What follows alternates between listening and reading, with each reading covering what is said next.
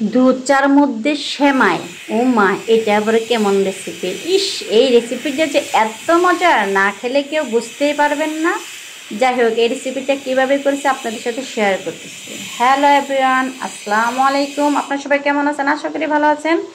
এই তো আপনাদের নতুন একটা রেসিপি উপহার দিচ্ছি। রেসিপিটা হলো মানে দুধ চা দিয়ে সেমাইয়ের রেসিপি।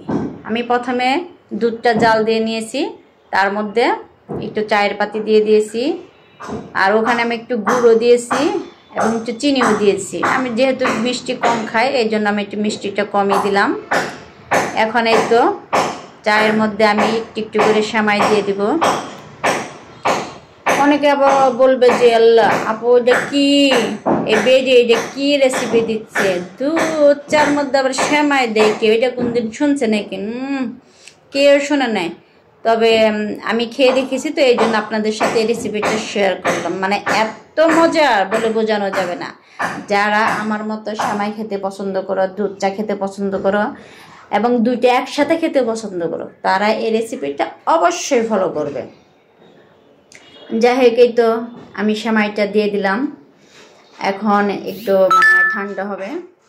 এখন উপরতে আমি কিশমিশ বাদাম ছিটিয়ে দিলাম।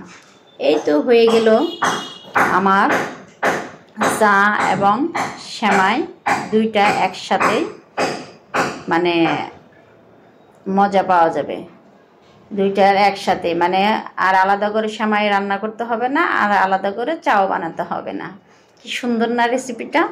আপনারা হয়তো বলবেন এই পাগল পাগল রেসিপি দিচ্ছে। আসলে এটা পাগল রেসিপি না, এটা হলো মন কাড়ার মতো রেসিপি। মানে এই রেসিপিটা আমার মনটা একবারে কাইরা কাইরা নিয়ে গেছে, দেখছেন? এখন একটু ঠান্ডাও হতে দিইনি, আমি গরম গরমে এটা ঘ্যাট করে খেয়ে ফেলছি। এই দেখেন কত সুন্দর একটা কালার আসছে। মানে কি আর বলবো, মাথায় শুধু সব সময় মানে ঘুরঘুর করে কি রেসিপি করা যায়, কি রেসিপি করা যায়। যাই হোক, এই রেসিপিটা আজকে করে ফেললাম। এখন খাবার বলা, ইস, যখনই মুখে দিছি মানে কি বলবো, চায়ের একটা ফ্লেভার, সেমাইয়ের একটা ফ্লেভার, মানে দুইটা একসাথে একেবারে জমে গেছে। এই দেখতেছেন কতটা লোভনীয় হয়েছে। এই দেখেন, এখন আমি শুধু খাবোই আর খাবোই। মেয়ে খায়নি, আমি আর আমার হাজবেন্ডই খেয়েছি। মেয়ে মানে অত চা পছন্দ করে না, দুধ চা পছন্দ করে না, সেমাই পছন্দ করে না। আমার শুধু নেশা দুধ চা, আর যখনই মনে হয় আমি সেমাই রান্না করে খাই। যাই হোক, তো আমি মজা করে খাচ্ছি। আপনারা যারা আমার মতো সেমাই এবং চায়ের লাভার, তারা এই রেসিপিটা করতে পারেন, খুবই ভালো লাগবে। যদি না ভালো হয় আমাকে বলবেন যে আপু আপনার রেসিপি দেখে করেছি, ভালো লাগেনি। অবশ্যই ভালো লাগতে হবে।